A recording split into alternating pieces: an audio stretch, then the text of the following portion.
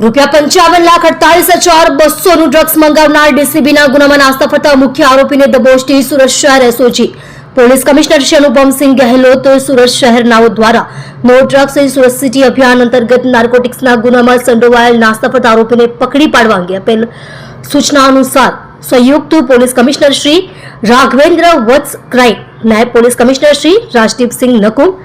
SOG Surat શહેર નાઓના માર્ગદર્શન હેઠળ એસઓજી દ્વારા નીચે મુજબની કામગીરી કરવામાં આવેલ છે।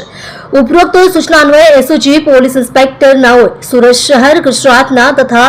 અન્ય રાજ્યોના પોલીસ સ્ટેશનોમાં નોંધાયેલ નાર્કોટિક્સના ગુનાના વોન્ટેડ આરોપીની માહિતી એકત્રિત કરવામાં આવેલ, જે આરોપીઓ પૈકી સુરત શહેર ખાતે રહેતા આરોપીઓનો ડેટા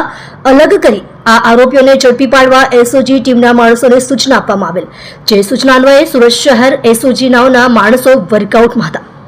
તે દરમિયાન એએસઆઈ ચલુભાઈ મગનભાઈ તથા હેડ કોન્સ્ટેબલ રામજીભાઈ મોહનભાઈ નાઓને મળેલ બાતમીના આધારે ચોક બજાર સૈયદવાડા પટણી હોલ પાસે ગુલામ ચાચા નાન ચાપ રેસ્ટોરન્ટ સામે જાહેર રોડ ઉપરથી આરોપી આદિલ ઉર્ફે આદિલ જાડિયો ઉર્ફે આદિલ મસાલા રફીકભાઈ વાણિયા ઉંમર વર્ષ 24 ધંધો મસાલા વેચાણ રહે ફ્લેટ નંબર 603 નૂર એપાર્ટમેન્ટ નૂર મસ્જિદ સામે હોળી બંગલા ચોક બજાર સુરત મૂળ વતન ગામ સિતકોણ તાલુકો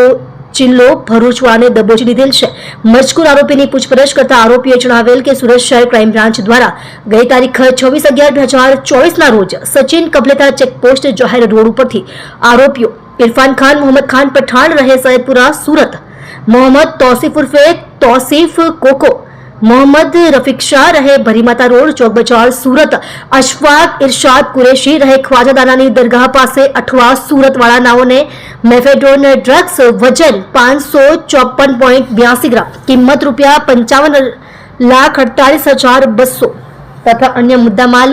કબજે કરી તમામ આરોપીઓ વિરુદ્ધમાં ડીસીબી પોલીસ સ્ટેશનમાં ગુનો દાખલ કરવામાં આવેલ હતો, જે ગુનામાં કબજે કરવામાં આવેલ ડ્રગ્સ પૈકીનું ડ્રગ્સ પોતાએ મંગાવેલ હોવાની હકીકત જણાવેલ છે, જેથી મજકૂર આરોપી વિરુદ્ધમાં કાયદેસરની કાર્યવાહી કરી આગળની તપાસ અર્થે ડીસીબી પોલીસ સ્ટેશનને સોંપવા તજવીજ હાથ ધરેલ છે।